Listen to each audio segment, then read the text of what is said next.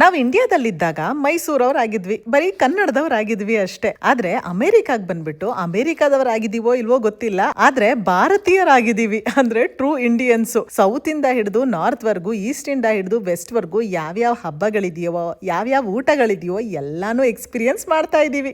ದಸರಾ ಅಂದ್ರೆ ನಮಗ್ ಗೊತ್ತಿದ್ದು ದಸರಾ ರಜೆಗಳು ಸಿಗುತ್ತೆ, ನಮ್ಮೂರ್ನಲ್ಲಿ ನಡೆಯೋ ಜಂಬೂ ಸವಾರಿ ಅಂದ್ರೆ ವರ್ಲ್ಡ್ ಫೇಮಸ್ ಅಂತ. ಆದ್ರೆ ಇಲ್ಲಿ ನಮ್ ಗೊಂಬೆ ಹಬ್ಬದ ಜೊತೆಗೆ ತಮಿಳ್ನಾಡವ್ರ ಗೋಲು ಅಂತೆ, ದಾಂಡಿಯಾ ಅಂತೆ, ಗುಜರಾತ್ ಅವ್ರ ಗರ್ಭಾ ಅಂತೆ, ಬೆಂಗಾಲಿಯವರ ದುರ್ಗಾ ಪೂಜೆ ಅಂತೆ, ತೆಲುಗು ಅವರ ಬತುಕಮ್ಮ ಅಂತೆ, ಹೀಗೆ ಹಲವಾರು ಆಚರಣೆಗಳನ್ನ ಎಕ್ಸ್ಪೀರಿಯನ್ಸ್ ಮಾಡೋ ಚಾನ್ಸ್ ಇದೆ. ಆಮೇಲೆ ಆ ಚಾನ್ಸ್ ನ ನಾವು ಮಿಸ್ ಮಾಡ್ಕೋತಾ ಇಲ್ಲ, ಎಲ್ಲಾನು ಚೆನ್ನಾಗಿ ಎಂಜಾಯ್ ಮಾಡ್ತಾ ಇದೀವಿ. ನಮ್ ನೈಬರ್ಹುಡ್ ಅಲ್ಲಿ ಒಂದು 400 ಮನೆಗಳಿರ್ಬೋದು. 90% ಇಂಡಿಯನ್ಸ್. ನಮ್ದು ಒಂದ್ರಲ್ಲೇ ಅಲ್ಲ, ಫ್ರಿಸ್ಕೋ ಮತ್ತೆ ಇನ್ನು ಹೊಸ ಹೊಸ ಏರಿಯಾಗಳ ಎಲ್ಲೆಲ್ಲಿದೆಯೋ ಎಲ್ಲಾ ಕಡೆನೂ ಇಂಡಿಯನ್ಸ್ ದೇ ದರ್ಬಾರ್ ಜಾಸ್ತಿ.